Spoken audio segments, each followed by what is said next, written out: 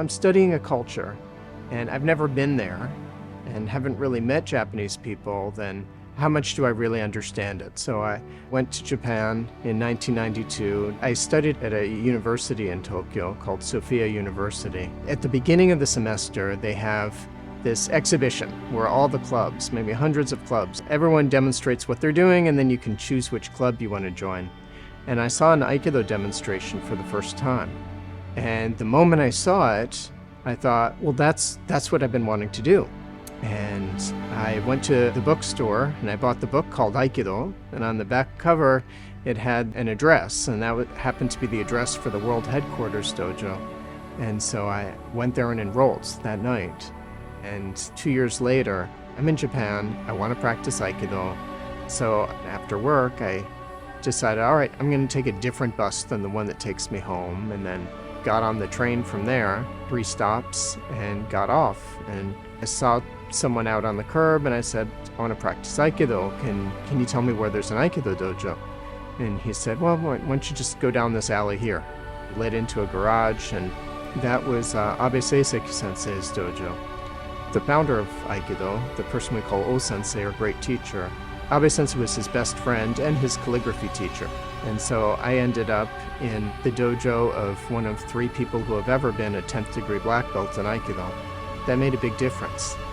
I also joined the Sophia Aikikai, which was the group at the university.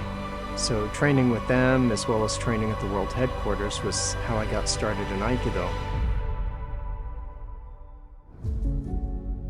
So Aikido it's called the path of harmony, or it could also be called the path of non-resistance, right? How can we put ourselves in a powerful position, the attacker in a powerless position, rather than blocking and going against an attack, we welcome the attack and we allow the person to off-balance themselves.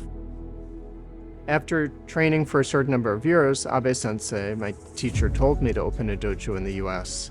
Well, first, the opportunity that I had to learn this from people in Japan who are at the highest levels of the art was wonderful, and I can't directly pay them back, and so my life is dedicated to paying it forward. And in 2005, invited Abe Sensei to open the first Aikijuku dojo. I mean, he was in his late 80s by then, so he wasn't taking international trips, and so it was very special that he chose to come and do a very special seminar to open my dojo, and then moved to Kansas. We're at our 3rd and possibly our final location for a while.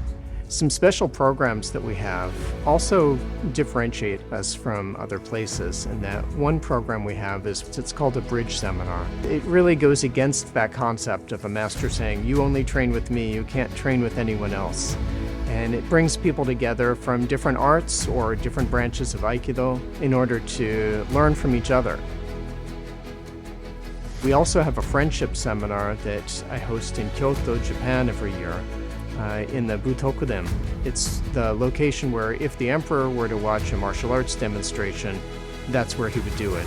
It's the oldest training hall in Japan, so it's a very special area to train.